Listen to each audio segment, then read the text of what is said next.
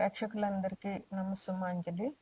మనం ఇప్పుడు ఫిబ్రవరి నెల మాస ఫలితాలు చెప్పుకుంటున్నాము. ఫిబ్రవరి నెలలో గ్రహాలు ఒకటో 1-2-2026 నాటికి గ్రహాలు స్థితి ఏంటో చెప్పుకున్నాము. తదుపరి తులారాశి. తులారాశికి అధిపతి శుక్రుడు. శుక్రుడు తులలో చిత్త 3-4 పాదాలు, స్వాతి 4 పాదాలు, విశాఖ 1-2-3 పాదాలు ఉంటాయి. తులారాశిని లగ్నంగా చేసుకుంటే తృతీయంలో అంటే మకరంలో కుజుడు, రవి, శుక్రుడు, బుధుడు ఉన్నారు. చతుర్థంలో అంటే కుంభంలో రాహు ఉన్నారు. పంచమంలో శని ఉన్నారు. అట్లాగే మిథునంలో గురువు వక్రించున్నారు. కేతువు సింహరాశిలో ఉన్నారు. తులారాశికి అధిపతి శుక్రుడు. ఈ వారం మీకు అంత అనుకూలంగా, ఈ నెల మీకు అంత అనుకూలంగా లేదనే చెప్పవచ్చు. ఎందుకనంటే మీకు ఈ రాశి ఈ మాసంలో మీకు చాలా ఇబ్బందులు వచ్చే అవకాశం ఉంది. ఆస్తి తగాదాలు ఉన్న వాళ్ళకి అవి ఇంకా పెరుగుతాయి. ఎవరికి స్థిరాస్తులు పంచుకోవడాల విషయాల్లో మీకు గొడవలు జరిగే అవకాశం ఉంది. అందువల్ల ఈ మాసంలో ఆ విషయమే ప్రస్తావించకుండా కామ్గా ఉండడం చాలా మంచిది. ఎందువల్లంటే దీనికి సంబంధించిన గొడవలు జరిగే అవకాశం ఉంది. భార్యాభర్తలు కూడా సంయమనం పాటించి ఒకళ్ళ మాట ఒకళ్ళు వినాల్సిన అవసరం ఎంతైనా ఉంది ఈ మాసంలో. ఎందుకంటే ఒకళ్ళకొకళ్ళకి గొడవలు పడి దెబ్బలాడుకునే ఆ గొడవలు పెద్దవయ్యే అవకాశాలు చాలా వస్తున్నాయి. ఇద్దరికి మధ్య స్పర్ధలు కూడా బాగా పెరుగుతాయి. ఇంకా ఏ పని మొదలు పెట్టినా కూడా మీకు ఆటంకాలు జరుగుతాయి ఈ మాసంలో. ఏ పని మీకు సక్రమంగా పూర్తి కాదు. అందువల్ల పని తప్పక సాధ్యమైనంత వరకు పనులు పోస్ట్ పోన్ చేసుకోండి. తప్పదు అనుకున్నప్పుడు గణపతి పూజ చేసి ఆ గణపతి ఆశీస్సులు పొంది ఏ పనైనా మొదలు పెట్టండి. ప్రతిరోజు నిత్యం దీపారాధన చెయ్యండి. అప్పుడు ఆ దేవుడే మన సమస్యల్ని శాశ్వతంగా పరిష్కరించుతారు. ఇంకా మీరు ఎవరికైనా అప్పులు ఇచ్చినట్లయితే అవి ఇంకా ఆ బాకీలు తీరే అవకాశం కనిపించటం లేదు. అందువల్ల మీరు జాగ్రత్తగా ఆ బాకీల్ని ఎవరికి అప్పులు ఇవ్వకండి. ఇస్తే తిరిగి వచ్చే అవకాశాలు చాలా తక్కువగా ఉన్నాయి. ఇంకా కాకుండా అప్పులు కూడా మీరు అప్పు చేసేటటువంటి అవకాశాలు ఈ మాసంలో కనబడుతున్నాయి. ఇంకా అభిప్రాయ భేదాలు మీరు ఎవరితో మాట్లాడినా వాళ్ళతో అభిప్రాయ భేదాలు వచ్చే అవకాశాలు చాలా ఉన్నాయి. అందువల్ల మీరు సాధ్యమైనంత వరకు మౌనంగా ఉండడము, తక్కువ మాట్లాడడము చేయాల్సిన అవసరం చాలా ఉంది. ఎందువలనంటే మీరు ఎవరితో మాట్లాడినా వాళ్ళతో గొడవ వచ్చే అవకాశం కనిపిస్తుంది. అందువల్ల శత్రువులు పెరుగుతారే తప్ప దానివల్ల మనకు ప్రయోజనం లేదు. అందువల్ల మీరు ఎవరితో అయినా మాట్లాడేటప్పుడు కొంచెం జాగ్రత్తగా ఉండడము, అభిప్రాయ భేదాలు రాకుండా చూసుకోవాల్సిన అవసరం ఉంది. విద్యార్థులకి ఈ మాసం కొంచెం కష్టంగానే ఉంటుంది. ఎందువల్లంటే చాలా కష్టపడి శ్రమపడి చదవాల్సిన అవసరం ఉంటుంది. మీరు కొంచెం బద్ధకించినా కూడా పరీక్షల్లో ఇబ్బంది పడే అవకాశాలు ఉన్నాయి కనుక అసలు బద్ధకం అనేది వదిలేసి చాలా కష్టపడవలసిన అవసరం ఉంది. ఉద్యోగస్తులకి ఈ మాసం కొంచెం కష్టంగానే ఉంది. అందువల్ల మీరు ఎక్కువ ఆశించకుండా మీ పని మీరు చేసుకుని జాగ్రత్తగా వెళ్ళడం చాలా అవసరం. ఇంకా స్పెక్యులేషన్ వాళ్ళకి ఒక మాదిరిగా ఉండిద్ది. పెద్దగా లాభాలు ఉండవు, నష్టాలు ఉండవు. అదేవిధంగా వ్యవసాయదారులకి పర్వాలేదు. అంటే మామిడి పూతలు అవి మామిడి పంట ఉన్న వాళ్ళకి కొంచెం ఇబ్బంది ఉంటుంది. ఎందుకంటే మామిడితో పంట పూత పోవడం అవకాశాలు చాలా కనపడుతున్నాయి. ఇంకా ఈ రాశి వారికి ఇంకా శుక్రుడు అధిపతి కనుక ఈ అమ్మవారిని పూజ చేయడం చాలా అవసరం. ఇంకా ఈ ఈ రాశిలో ఉన్నటువంటి గ్రహాల మార్పు ఈ నెలలో ఎలా ఉంది అంటే 13వ తారీఖున రవి మకరం నుంచి కుంభంలోనికి వెళ్తారు. అదేవిధంగా బుధుడు మకరంలో నుంచి 3వ తారీఖున కుంభంలోనికి మారుతారు.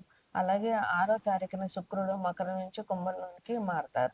ఆ 4 గ్రహాల సంచారం అప్పుడెక్కడ కుంభంలో రాహువు, రవి, శుక్రుడు, బుధుడు ఇన్ని గ్రహాలు అక్కడ సంచారం చేస్తాయన్నమాట.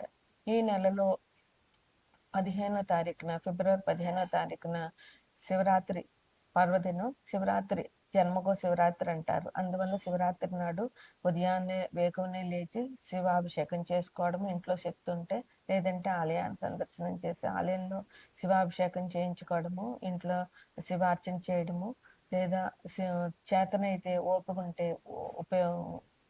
ఉపవాసం ఉండడము, తర్వాత జాగరణ చేయడము ఇట్లాంటి వాటివి చేయడం వల్ల శివుడు అనుగ్రహించి మీకు కొంచెమైనా సమస్యలు తగ్గించే అవకాశం చాలా ఉంటుంది. మేషరాశి వారికి 12వ ఇంట్లో శని ఉండడం వల్ల ఇబ్బందులనేటటువంటివి జరిగే అవకాశం ఉంటుంది. ఎందుకంటే శని మేషరాశి వారికి ఇది కూడా జరుగుతుంది.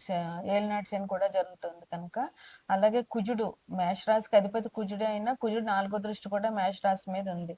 వీరికి ముఖ్యంగా శనికి సంబంధించినటువంటి పరిహారాలు చేసుకోవడం వల్ల ఇబ్బందులు అనేటువంటివి తగ్గుతాయి. అందువల్ల శివాభిషేకాలు చేయడము, శనికి సంబంధించిన హనుమాన్ చాలీసా పారాయణ చేయడము, హనుమాన్ టెంపుల్ కి వెళ్ళడము అనేటటువంటివి ఈ రాశి వారికి మంచి పరిహారాలుగా చెప్పవచ్చు. ఇక శివరాత్రి రోజున తప్పకుండా శివాభిషేకం చేయడం వల్ల వీరికి శని నుంచి వచ్చేటటువంటి ఇబ్బందులు తగ్గుతాయి.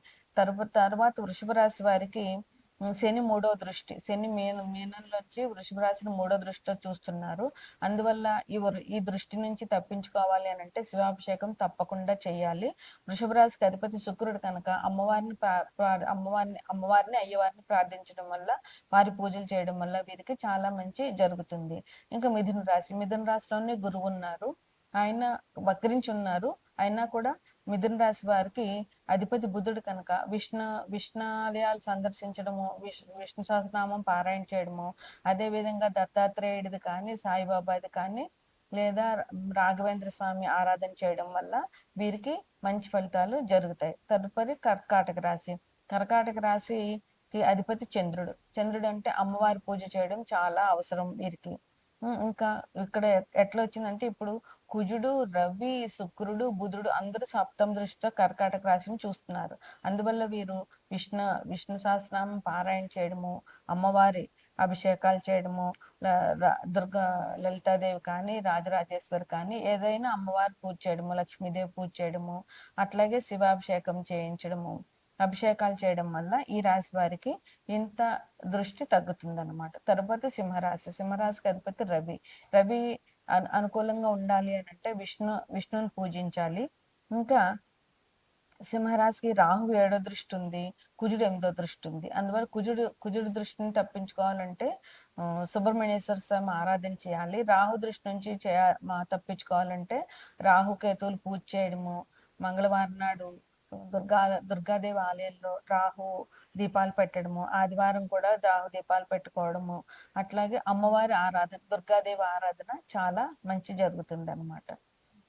సింహరాశి కన్యారాశి వారికి మీనంలో ఉన్న శని కన్యారాశిలో 7వ దృష్టితో చూస్తున్నారు. అందువల్ల కన్యరాశి వారికి అధిపతి బుధుడు కనుక బుధుడు కోసం విష్ణు సహస్రనామం పారాయణ చేయడము, శివాభిషేకం, శని దృష్టి నుంచి బయటపడాలంటే శివాభిషేకాలు చేయడం చాలా మంచిది.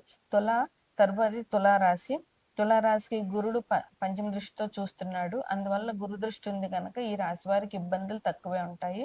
అయినా సరే వీరు అమ్మవారి ఆరాధన చేయడము, ఎందుకంటే అధిపతి శుక్రుడు కనుక అమ్మవారి ఆరాధన చేయడము, గురువుకి సంబంధించినటువంటి అంటే దక్షిణామూర్తిని కానీ, రాఘవేంద్ర స్వామిని కానీ, లేదా సాయిబాబాని కానీ పూజించడము. వృశ్చిక రాశికి అధిపతి కుజుడు. వృశ్చిక రాశి వాళ్ళు కుజుడికి సంబంధించినటువంటి సుబ్రహ్మణ్యేశ్వర స్వామి ఆరాధన చేయడం వల్ల చాలా మంచి జరుగుతుంది. తదుపరి ధనుసు రాశికి అధిపతి గురువు సప్తమ దృష్టి ధనుసు రాశి మీద ఉంది. అందువల్ల వీళ్ళు గురువుకి సంబంధించిన ఆరాధన దత్తాత్రేయుడు ఆరాధన, లేదా దత్తాత్రేయుడు ఆరాధన చేయడము, లేదా దక్షిణామూర్తి ఆరాధన చేయడము, సాయిబాబా, రాఘవేంద్ర స్వామి ఆరాధనలు, గురువుల్ని పెద్దల్ని పూజించడం వల్ల చాలా మంచి జరుగుతుంది. ఇక తదుపరి మకర కుంభరాశులు. ఈ రెండింటికి శని అధిపతి. ఈ రాశిలోనే పాపగ్రహాలు ఎక్కువగా ఉన్నాయి కనుక వీరికి చెప్పదగ్గ సూచన ఏంటంటే శివాభిషేకం తప్పకుండా చేయాలి. ఈ 2 రాశుల వారికి శివాభిషేకం చేసినట్లయితే చాలా మంచి జరుగుతుంది. వారికి ఉన్న ఇబ్బందులన్నీ కూడా శివాభిషేకం వల్ల తగ్గుతాయి. తదుపరి మీనరాశికి అధిపతి గురువు. మీనరాశిలోనే శని భగవానుడు ఉన్నాడు. అందువల్ల వీళ్ళు శివాభిషేకం చేయడము, శని భగవాన్ నుంచి ఏలినాటి శని నుంచి తప్పించుకోవాలంటే శివాభిషేకం చేయడము, గురువు యొక్క ఆరాధన చేయడము ఈ రాశి వారికి చెప్పదగినటువంటి పరిహారాలు.